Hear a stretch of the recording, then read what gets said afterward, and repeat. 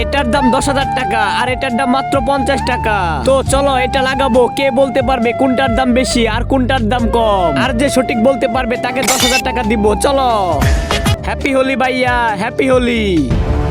Happy Holi ভাইয়া। আব্বে happy Holi কয়বার লাগাতে হয়? আরে ওটা একটা সারপ্রাইজ। সারপ্রাইজ? কিসের সারপ্রাইজ? তোমাকে বলতে হবে কোন রং বেশি দামি আর কোন রং কম দামি। তুমি বলতে পারলে তোমাকে 10,000 টাকা পুরস্কার দিব। এই হলুদ রং বেশি দামি। ভুল উত্তর। চল ভাই অন্যটা দেখি, এটা গাদা।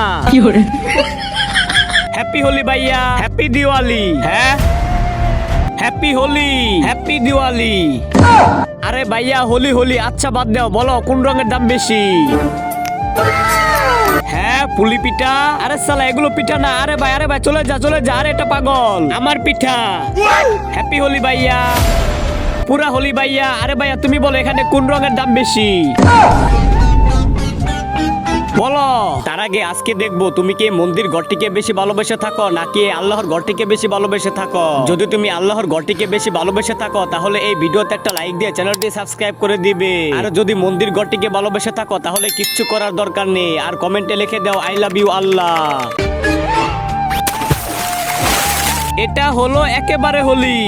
এই হোলির সব থেকে দাম বেশি।